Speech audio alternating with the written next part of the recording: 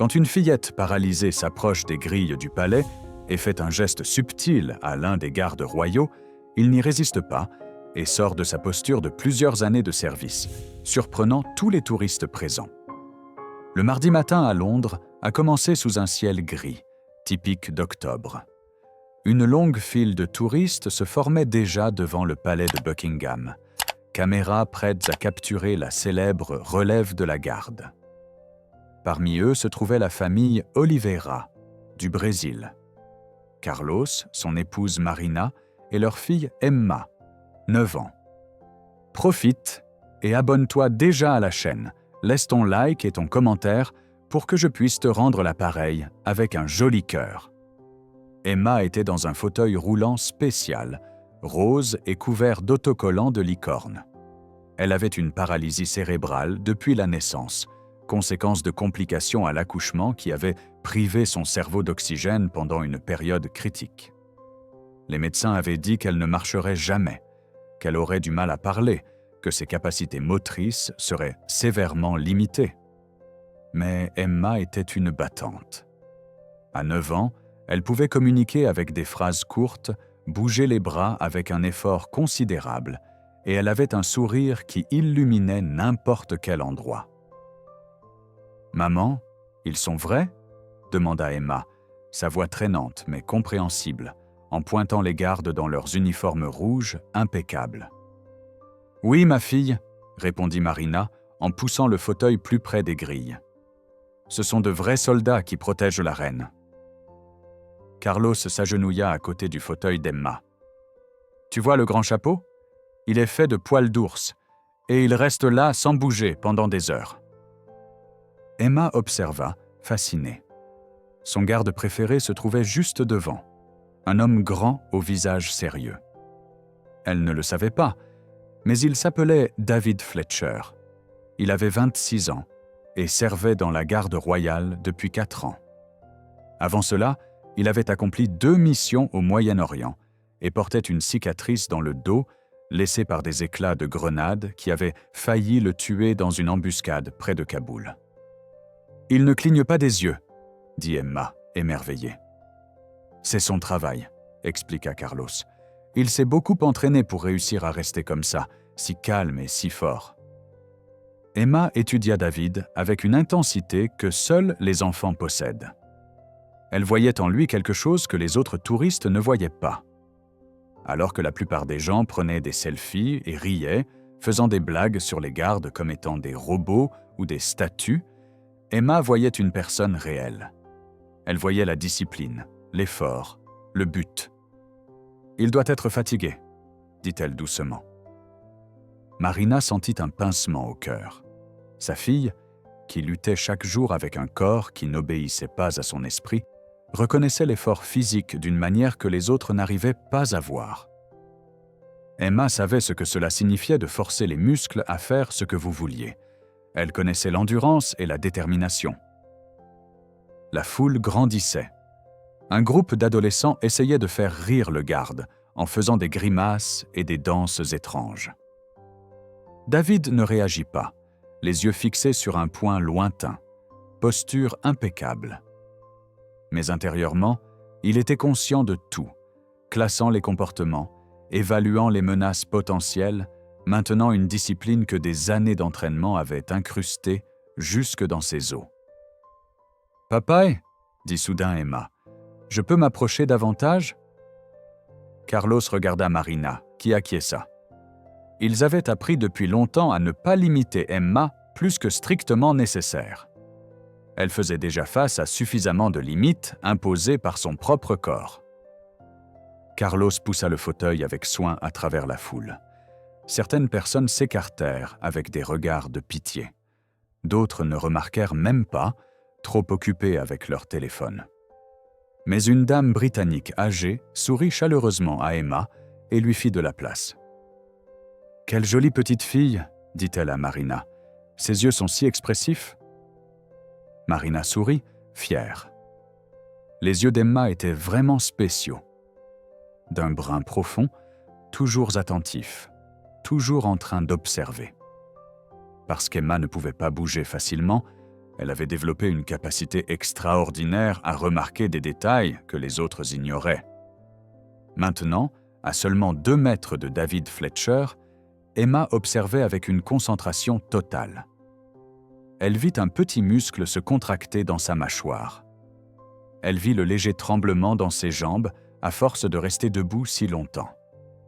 Elle vit la sueur commencer à se former sur son front malgré l'air froid d'octobre. « Il a mal !» dit Emma, surprise. Carlos fronça les sourcils. « Comment tu sais ça, ma fille ? » « Je sais ce que c'est quand ton corps fait mal, mais que tu dois continuer. Il est comme moi en kiné. » La comparaison était si simple, si honnête, que Carlos sentit les larmes lui piquer les yeux. Sa petite fille, qui passait des heures chaque semaine dans des séances douloureuses de kinésithérapie, essayant d'apprendre à des muscles récalcitrants à obéir, voyait un lien avec le soldat entraîné maintenant une posture disciplinée. Emma fit alors quelque chose que personne n'attendait. Avec un effort immense, elle leva le bras droit, le mouvement irrégulier et lent, mais intentionnel. La main ouverte, elle la posa sur son cœur. « Tu es fort, dit-elle, sa voix basse mais claire dans le silence relatif qui s'était formé autour. « Tu y arrives, je crois en toi. » Le moment se figea. David Fletcher avait affronté le feu ennemi sans ciller. Il avait maintenu sa posture face aux provocations de touristes ivres, face à des tentatives élaborées pour le faire rire pendant des heures d'inconfort physique extrême. Mais rien, absolument rien dans son entraînement ne l'avait préparé à une fillette de 9 ans en fauteuil roulant, lui offrant un encouragement d'une sincérité si pure qu'elle traversait toutes les défenses professionnelles qu'il avait construites. Quelque chose changea dans ses yeux. Pas grand-chose, juste une lueur d'humidité qui n'était pas là quelques instants plus tôt. Son menton trembla presque imperceptiblement. Et alors, pour la première fois en 4 heures de service, il cligna des yeux. Ce ne fut pas une rupture accidentelle de la discipline. Ce fut un choix conscient. La reconnaissance d'un moment qui transcendait le protocole. Puis David fit quelque chose d'extraordinaire, quelque chose que les gardes font rarement. En gardant le corps parfaitement immobile, en maintenant la posture, il ne bougea que les yeux, les baissant pour rencontrer le regard d'Emma. Pendant 3 secondes entières, ils se regardèrent. Soldats entraînés et petite fille. 2 êtres humains qui, de façon complètement différente, comprenaient ce que signifiait continuer quand le corps suppliait de s'arrêter. Alors David fit encore plus. Lentement, délibérément, sans briser la posture, il cligna des yeux 2 fois. Un code simple, mais Emma comprit. C'était « merci », c'était « je te vois ». C'était la reconnaissance d'une connexion que les mots ne pourraient pas exprimer correctement. Emma sourit, ce sourire radieux qui faisait paraître tous les problèmes plus petits. « De rien », murmura-t-elle. La foule autour était devenue complètement silencieuse. Les téléphones qui filmaient tremblaient maintenant dans des mains qui les tenaient moins fermement. La vieille dame britannique pleurait ouvertement. Même les adolescents qui faisaient des pitreries quelques minutes plus tôt étaient silencieux, témoins de quelque chose qu'ils ne comprenaient pas entièrement, mais qu'ils sentaient important. Carlos posa la main sur l'épaule d'Emma, l'émotion lui serrant trop la gorge pour parler. Marina pleurait aussi, mais c'étaient des larmes de fierté, d'amour, de gratitude pour cet enfant extraordinaire qui avait affronté des défis inimaginables avec grâce et compassion. « Papa, dit Emma, je peux dessiner quelque chose pour lui ? » « Dessiner quoi, ma fille ? » ?»« Un cœur, pour qu'il sache que quelqu'un comprend. » Marina sortit rapidement le petit carnet et les crayons de couleur du sac qu'elle portait toujours pour occuper Emma pendant les longues attentes. Avec un effort immense, Emma tint le crayon rouge. Ses doigts n'obéissaient pas bien, et le crayon glissait souvent, mais elle persista. Cela prit 5 minutes, chaque ligne un acte de volonté contre des muscles qui ne coopéraient pas. Mais enfin, il était là. Un cœur rouge irrégulier, imparfait, mais dessiné avec amour et détermination. En dessous, en lettres tremblantes que Marina aida à guider, était écrit « Tu es un héros. Emma. » « Je peux lui donner ?» demanda Emma. Carlos hésita. « Ma fille, il ne peut pas prendre des choses pendant qu'il travaille, mais nous pouvons le laisser près de lui. » Emma secoua la tête, déterminée. « Non, il faut que ce soit pour ses mains, sinon ça ne compte pas. » Marina et Carlos échangèrent un regard. Ils connaissaient cette obstination. C'était la même détermination qui faisait qu'Emma continuait d'essayer de lasser ses chaussures, même après avoir échoué 20 fois. C'était la même persévérance qui la poussait à pratiquer des mots jusqu'à réussir à les prononcer clairement. « Demandons !» décida Marina. Elle s'approcha de l'agent de sécurité le plus proche, un homme plus âgé au visage bienveillant. « Excusez-moi, ma fille aimerait donner quelque chose aux gardes. Est-ce possible ?» L'agent regarda Emma, vit le fauteuil roulant, vit le dessin dans sa main, et quelque chose dans son visage professionnel s'adoucit. « Normalement, ce n'est pas autorisé, mais laissez-moi vérifier. » Il parla discrètement à la radio, puis acquiesça. « Le commandant de la garde a approuvé, mais cela doit être rapide et respectueux. » Carlos poussa le fauteuil d'Emma jusqu'à se trouver juste devant David. La fillette tendit le papier avec des mains tremblantes. « Pour toi, » dit-elle simplement, « parce que tu es fort comme j'essaie de l'être. » David Fletcher avait affronté des situations de vie ou de mort avec un calme professionnel. Mais en regardant ce dessin imparfait, en regardant cette fillette qui avait lutté contre son propre corps, simplement pour créer quelque chose afin de l'encourager, sa maîtrise de lui-même commença enfin à se fissurer pour de bon. Il ne pouvait pas prendre le papier. Le protocole ne le permettait pas. Mais le commandant de la garde, observant la scène à distance, vit ce qui se passait et prit une décision. « Garde Fletcher », dit sa voix dans la radio discrète que David portait. « Vous avez l'autorisation d'accepter le présent de la jeune visiteuse. Maintenez la posture, mais faites preuve de discrétion. » David, lentement, très lentement, bougea la main droite. Le mouvement fut minime, juste ce qui était nécessaire. Ses doigts, gantés, se refermèrent doucement autour du papier qu'Emma tenait. « Merci », dit-il, sa voix rauque mais claire. 2 mots qui brisaient des années de silence professionnel, mais qui étaient absolument nécessaires. Emma rayonna. « Tu as parlé ?»« Oui », répondit David, les yeux toujours fixés droit devant, mais la voix dirigée vers elle. « Pour toi, je parle. » La foule qui avait tout vu éclata en applaudissements spontanés.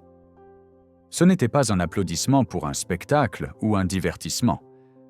C'était la reconnaissance collective d'un moment d'humanité authentique, d'une connexion qui transcendait les règles et les protocoles. Le dessin d'Emma resta dans la main de David pendant le reste de son service. Lorsqu'il fut relevé 2 heures plus tard, il le plia soigneusement et le glissa dans la poche intérieure de son uniforme, juste au-dessus du cœur. L'histoire aurait pu s'arrêter là. Un beau moment capturé en vidéo, rapidement devenu viral, partagé par des millions avec des légendes parlant de bonté et d'humanité. Mais ce qui se produisit dans les jours suivants transforma cet instant isolé en quelque chose de bien plus grand. Les vidéos de la rencontre entre Emma et David se propagèrent en effet très rapidement. Une fillette paralysée émeut un garde royal faisait la une de dizaines de sites d'actualité. La scène avait été filmée par au moins 15 personnes différentes, chaque angle capturant la pureté de ce moment. Mais c'est la réponse qui rendit l'histoire véritablement spéciale. 2 jours après l'incident, Carlos reçut un appel à l'hôtel où il séjournait.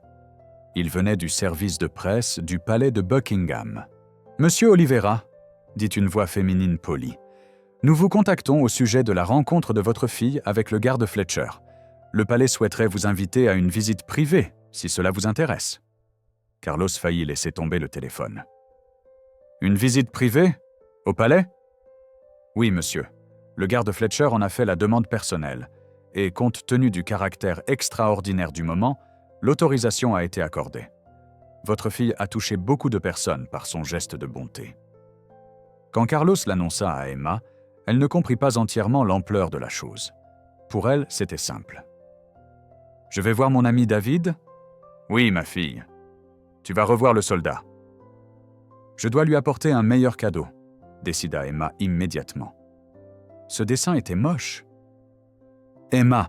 Marina s'agenouilla près du fauteuil. « Ce dessin était parfait. Il venait de ton cœur. Mais maintenant, je peux faire mieux. J'ai eu plus de temps pour m'entraîner. » Et Emma passa les 24 heures suivantes à travailler sur un nouveau dessin. Cette fois, Marina aida à maintenir le papier bien droit, tandis qu'Emma créait lentement l'image d'un garde à côté d'une fillette en fauteuil roulant. Entre eux, elle dessina un grand cœur. Les lignes étaient irrégulières, les proportions étranges, mais l'intention était claire et bouleversante. Sous l'image, elle écrivit avec l'aide de Marina, Amis forts, Emma et David. Le jour de la visite, l'équipe du palais se montra extraordinairement attentionnée. Ils s'assurèrent que tous les espaces soient accessibles au fauteuil roulant d'Emma, préparèrent un itinéraire spécial évitant les escaliers et traitèrent la famille Oliveira avec une dignité et un respect que Marina et Carlos n'oublieraient jamais. David Fletcher les accueillit dans une salle privée, désormais en uniforme de service normal, sans le haut bonnet cérémoniel. Il paraissait plus jeune, plus humain, mais conservait toujours cette posture militaire impeccable. Quand il vit Emma, il sourit, son expression transformant son visage sérieux en quelque chose de chaleureux et sincère. « Emma, » dit-il en s'agenouillant pour être à sa hauteur, « ravi de te rencontrer vraiment. »« Bonjour David, » dit Emma, son immense sourire aux lèvres. « Tu vas bien? Tes jambes ne te font plus mal ?» David rit, un rire authentique et joyeux. « Elles vont mieux, merci de demander. Et les tiennes? Comment vont-elles? » « Elles ne fonctionnent jamais très bien, » répondit Emma, avec l'honnêteté naturelle propre aux enfants. « Mais ce n'est pas grave, je les fais fonctionner à leur façon. »« C'est très sage, » dit David sérieusement. « Travailler avec ce que tu as, pas contre. C'est une leçon que beaucoup d'adultes n'apprennent jamais. » Emma tendit le nouveau dessin. « J'en ai fait un autre.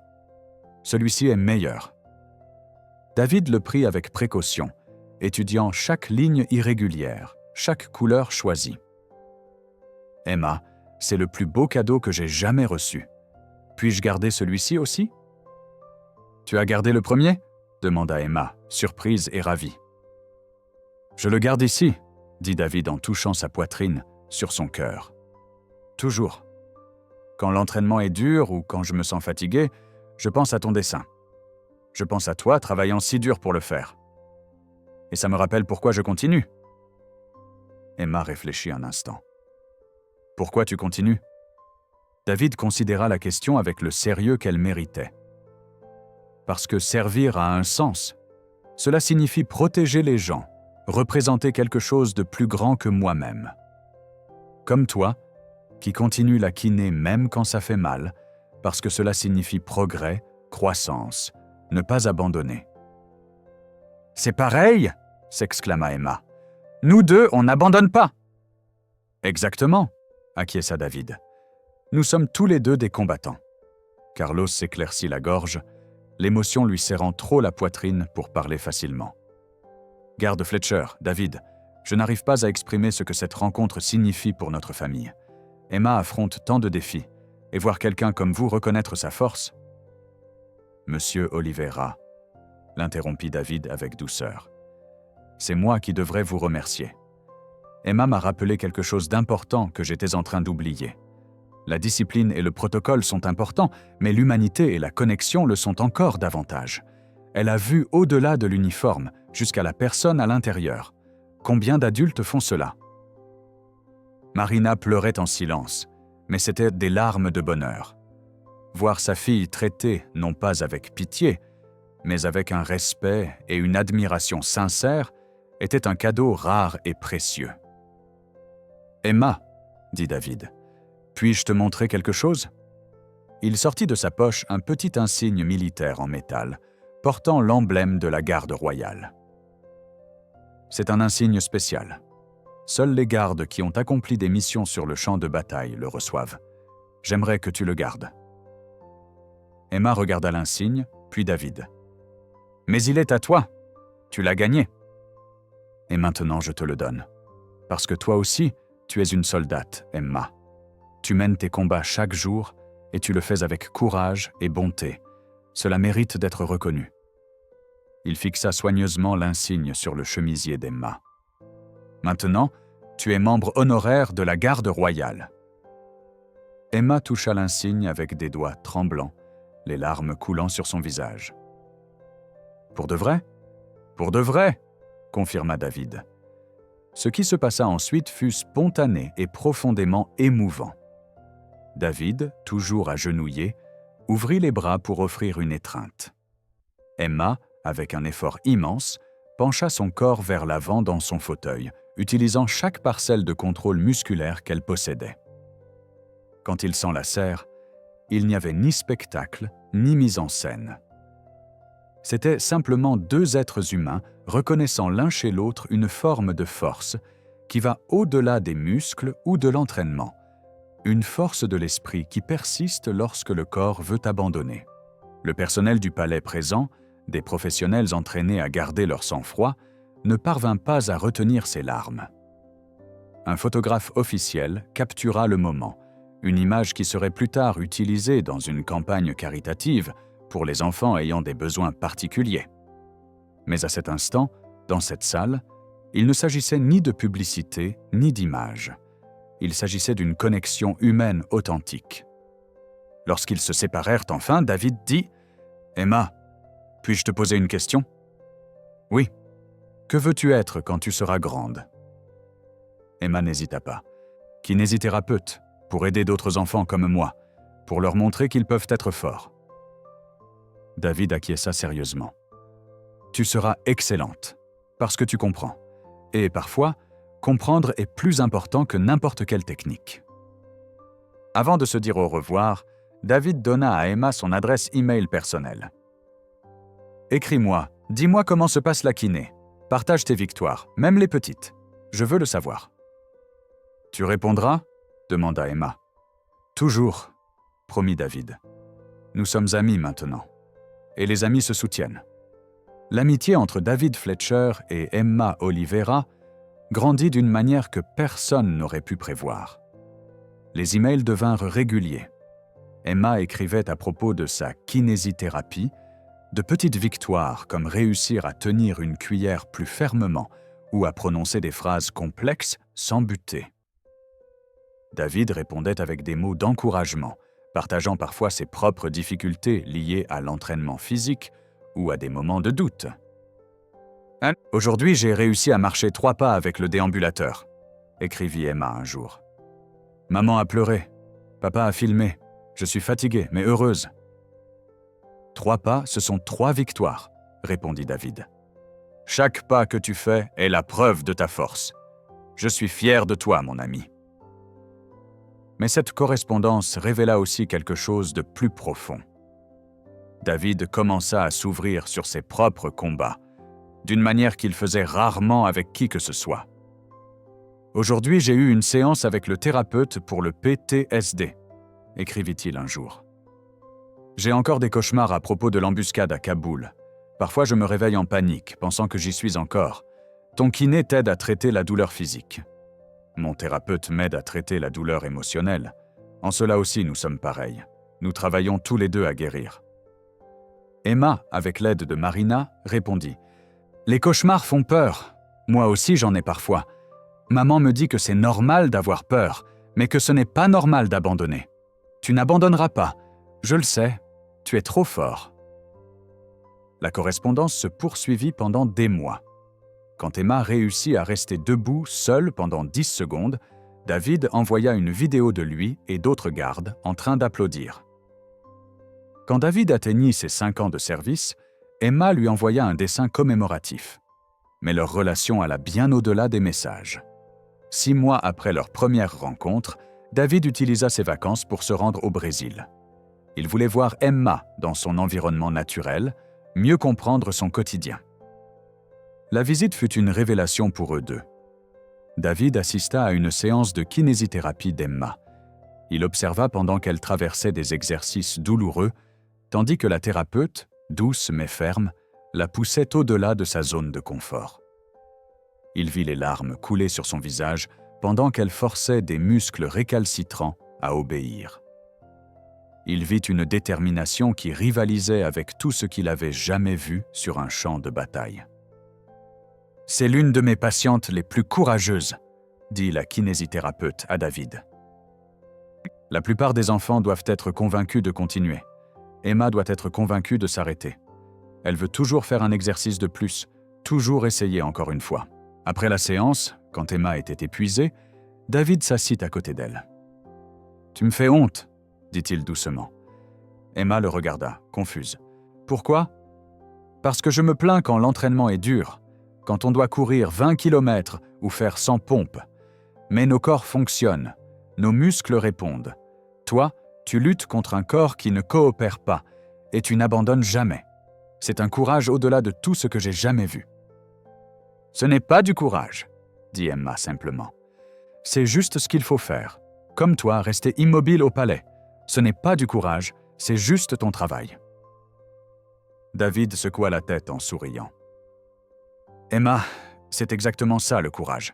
Faire ce qu'il faut faire même quand c'est difficile. Tu m'enseignes plus que je ne pourrais jamais t'enseigner. » Pendant la visite, David passa aussi du temps avec Carlos et Marina. Ils partagèrent des histoires sur les premières années d'Emma, sur les médecins qui disaient qu'elle ne pourrait jamais rien accomplir, sur les nuits sans sommeil et les jours de frustration. Mais aussi sur les victoires, sur les petits miracles, sur la manière dont Emma avait transformé leur vie. « Elle m'a appris ce qui compte vraiment, » dit Marina. « Avant sa naissance, je me préoccupais de choses si petites, le statut, les apparences, les biens matériels. Emma m'a montré que la seule chose qui compte, c'est l'amour, la persévérance et continuer à essayer même quand le monde dit que c'est impossible. » David acquiesça, comprenant profondément. « Dans l'armée, j'ai appris la mission, atteindre l'objectif quoi qu'il arrive.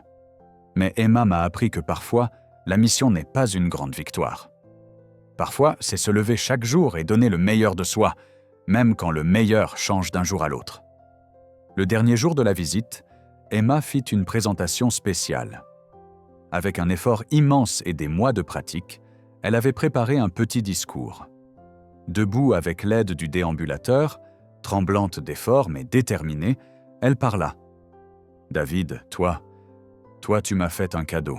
Tu m'as vu. Tu n'as pas vu une fille brisée, mais une fille forte. Ça a changé la façon dont je me vois, moi-même. Maintenant, je suis une soldate. Comme toi, je me bats chaque jour et je n'abandonne pas, parce que tu crois en moi. » Elle réussit à rester debout pendant tout le discours. 23 secondes d'effort intense. Quand elle termina et se rassit dans son fauteuil, elle pleurait d'épuisement mais souriait de triomphe. David ne put retenir ses larmes. « Emma, tu es une héroïne, mon héroïne. » Avant de rentrer en Angleterre, David fit des promesses. « Je reviendrai. Chaque année, pendant mes vacances, je viendrai te voir. Je verrai tes progrès. Et quand tu réussiras à marcher sans déambulateur, nous fêterons ça ensemble. » « Promesse ?» dit Emma en tendant son petit doigt, le geste universel de l'engagement enfantin. David entremêla son petit doigt au sien. « Promesse !» L'impact de l'amitié entre David et Emma s'étendit bien au-delà d'eux deux. L'histoire avait capturé l'imagination du public d'une manière que peu avaient anticipée. Mais plus important que la célébrité virale était le changement réel qu'elle produisait. L'hôpital où Emma faisait sa kinésithérapie commença à recevoir des dons. Des personnes qui avaient vu l'histoire voulaient aider d'autres enfants comme Emma. De nouveaux équipements furent achetés. Davantage de thérapeutes furent engagés. La liste d'attente, qui durait auparavant des mois, fut réduite à des semaines. « C'est grâce à toi », dit le directeur de l'hôpital à Emma lors d'une visite. « Tu as montré au monde que les enfants ayant des besoins particuliers n'ont pas besoin de pitié. Ils ont besoin de ressources, de soutien et de reconnaissance de leurs forces. Tu as changé toute la conversation. » David vit aussi l'impact dans son propre travail. La Garde royale lança un nouveau programme, invitant des enfants ayant des besoins particuliers à des visites spéciales. Le programme Emma, comme il fut nommé, permettait à des enfants confrontés à des défis physiques ou mentaux de rencontrer des gardes, d'apprendre le sens du service et de partager leurs propres histoires de courage. « Chaque enfant que je rencontre, dit David dans une interview, me rappelle Emma, me rappelle que la force prend des formes différentes. Le soldat qui reste en position sous un soleil brûlant montre de la force. Mais l'enfant qui lutte pour lasser ses propres chaussures montre aussi de la force. Tous deux refusent d'abandonner. » 1 an après leur première rencontre, Emma atteignit un accomplissement jugé impossible. Après une séance de kinésithérapie particulièrement intense et des années de travail acharné, elle réussit à marcher 10 pas sans déambulateur, avec seulement un léger soutien de la thérapeute à ses côtés.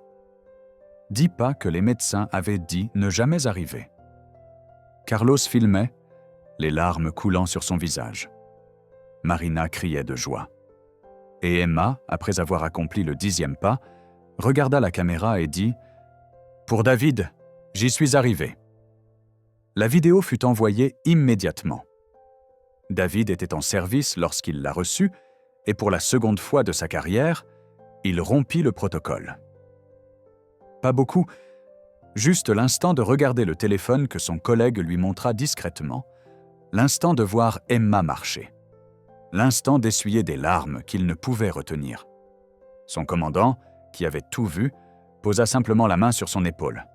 « Va, prends 5 minutes, c'est ce qu'il y a de plus important. » David appela Emma immédiatement. « Tu as réussi! Emma, tu as marché !»« 10 pas !» cria Emma, euphorique. « 10 pas entiers !»« Tu es incroyable, tu es une source d'inspiration. Je suis tellement fier de toi. Quand viens-tu me voir?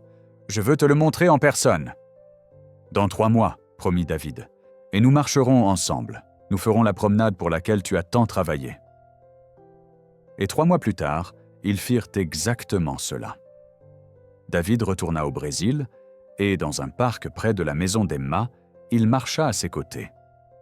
Elle utilisait le déambulateur comme appui, mais elle marchait, faisant bouger des jambes que les médecins avaient dit ne jamais fonctionner. « 10 pas sont devenus 100, dit-elle fièrement, et 100 deviendront 1000. »« Sans aucun doute, répondit David. Tu prouves tout le monde faux, Emma, chaque jour. » Ils marchèrent jusqu'à un banc où ils s'assirent. Emma était épuisée mais rayonnante. « David, je peux te poser une question ?»« Toujours. Pourquoi suis-je si spécial pour toi? Il y a tant d'enfants dans le monde. » David réfléchit soigneusement à sa réponse. « Emma, tu m'as trouvé à un moment où j'en avais besoin. J'étais tellement concentré à être un soldat parfait, à maintenir une discipline parfaite, que j'oubliais d'être humain. J'oubliais que le but même du service est de se connecter aux gens, de protéger l'humanité, pas seulement de suivre des règles. » Il fit une pause. « Toi, avec ton petit cœur et ton geste simple, tu me l'as rappelé. Tu m'as rappelé pourquoi je porte cet uniforme. Pas pour être une statue, mais pour être le symbole de quelque chose de plus grand. Et tu m'as montré que la vraie force n'est pas de ne jamais fléchir, c'est de continuer même quand on fléchit. »« Nous nous sommes aidés l'un l'autre, dit Emma.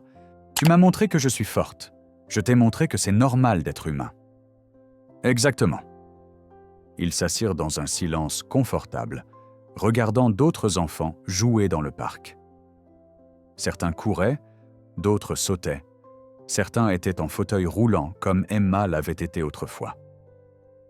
Tous étaient vivants. Tous essayaient. Tous avaient leur propre bataille.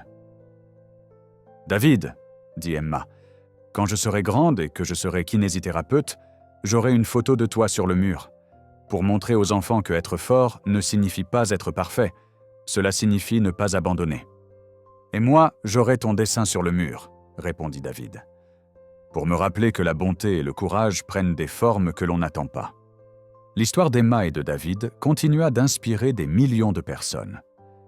Des vidéos d'eux marchant ensemble dans le parc devinrent virales. Le programme Emma au Palais s'étendit pour inclure des dizaines d'enfants chaque mois.